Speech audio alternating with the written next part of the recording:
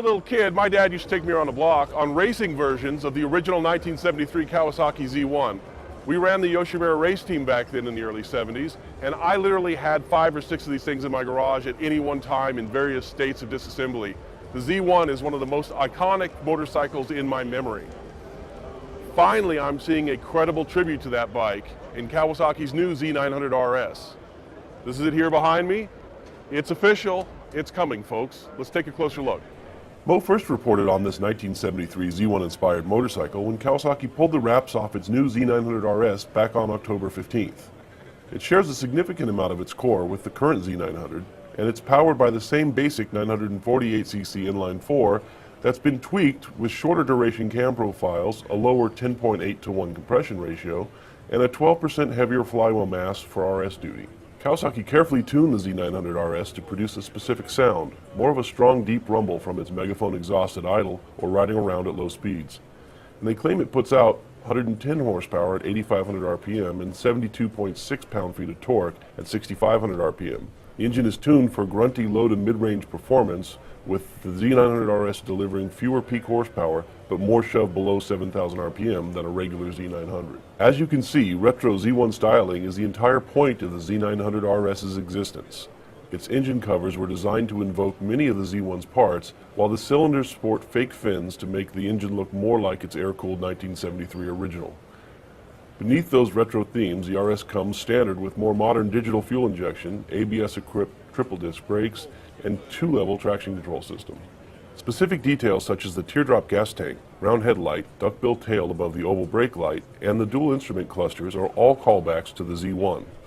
Yet they each maintain a modern touch. Between the analog speedometer and tachometer sits a multifunction LCD digital screen.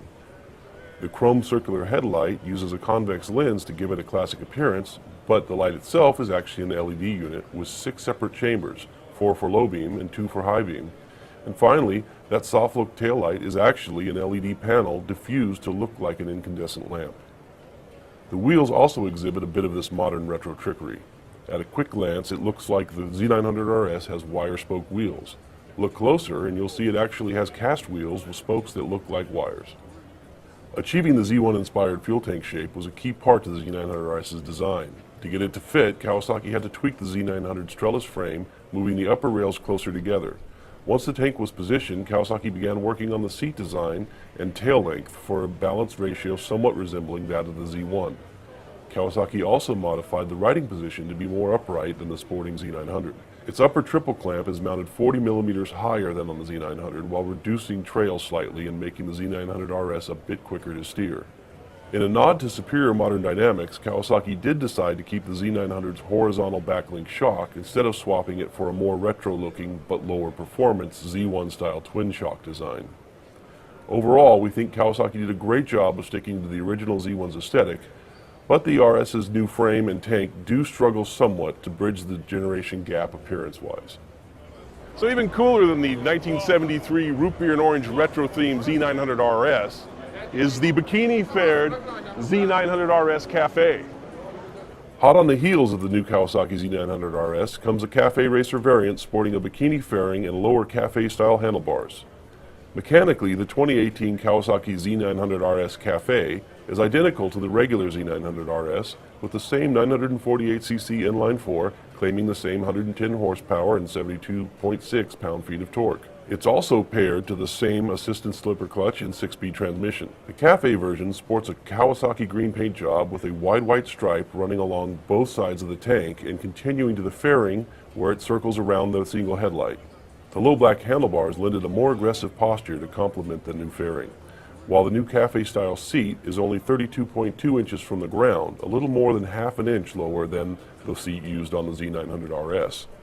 The Cafe suspension system is the same as on the RS, both bikes sharing their 10-way compression and 12-way rebound adjustable 41mm inverted forks and preload adjustable horizontal backlink shocks with the modern Z900. Dual 300mm front rotors are matched with monoblock 4-piston calipers up front, while the single-piston caliper squeezes the 250mm rear rotor. With the added fairing and different seat design, the Z900RS Cafe claims a wet weight of 476 pounds, which is about 4.4 pounds more than the RS's claimed weight. Motorcycle.com anxiously awaits word from Kawasaki for any U.S. availability or pricing on these two retro machines. So, with the new Z900RS and Z900RS Cafe, Kawasaki has really made a strong entry into the retro market. Find out more about these bikes on motorcycle.com.